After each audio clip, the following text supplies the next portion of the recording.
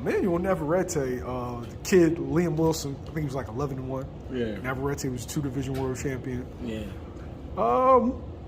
First off, I didn't expect that fight to go that way. Navarrete got, I think, a 9th round TKO, but after getting dropped, and it looked like, man, I'm gonna keep it a bean. It looked like it was some funny shit. With the count. With not just with the count. He spit the mouthpiece out in front of the ref. Yeah. Seemed like he got every benefit of the doubt. What'd you think of that?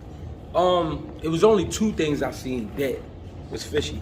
The count was like 1 or 2 seconds maybe behind.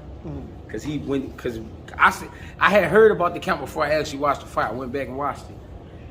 When he, after looking around and acting like he didn't know what was going on, he was like 4. And I thought it was around like 5, 6.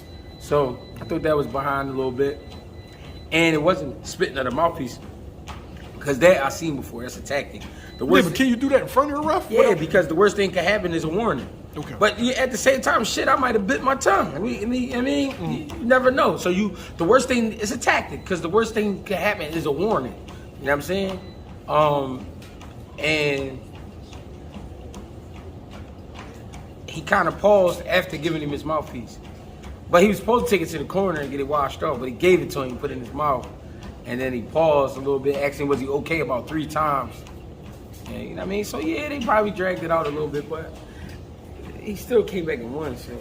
The kid Liam Wilson was visibly upset. He felt like it should have been stopped. He felt like spitting the mouthpiece out. First off, Navarrete was in the corner with his arms on the ropes, which is illegal. Yeah. He felt like basically he was up against it. He started crying afterwards because that was his shot. Well, when you go into a fight like that, you know you're the B-side already. You already know you got this joint by accident. This shit happened, but it's only happening because Valdez couldn't fight. So you know you got to go in there and take his head off. Can't really be pissed like that bad, like when you really think about it. He just trying to point out the small things like, damn, that was my chance. No, your chance was keeping your hands up and getting him the fuck out of there. That was your chance. Because after having a man hurt like that, you got to question your skill set. And not your team, you. You know what I mean? Your composure. Because he had him out. So once having him out, boom. You think that was due to a lack of experience, only having 12 fights? Yeah, I think it definitely was a lack of experience. And I also think he a vicious headhunter. You know what I mean? Had he was going to the body a little more, I think he would have got him out. You know what I mean? And that was something that I was always taught. If you get a guy hurt up top, go back to the body. Get them hands to drop. I mean, get his hands to drop, boom, you can go back up top again.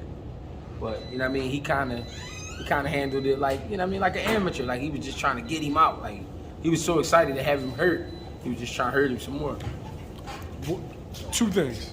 Yeah. What does that say about Navarrete that he was able to rebound from that and still get the stoppage? And then number 2, if you're Oscar Valdez and watching that, are you licking your chops? The number 1, Navarrete is a super gangster. Super. He gonna bust his gun for sure. He gonna find another clip, reload. He gonna bust his gun again. And if that clip don't work, after that clip done, he gonna pull out a knife. He gonna do what he gotta do. Valdez licking his chops, because he's seen a lot of openings. It's a lot of openings. Navarrete is very wild, and he opens up a lot. His rotation is all fucked up, but it works for him, so can't be mad at him. I'm looking at Valdez. I'm thinking in my mind, Birchild. Yeah, that's why Valdez, after the fight, when they asked him was he ready, he did a little interview. He asked him was he ready. He was like, yeah, I'm good. I know you good. You see your shot to get back, on top.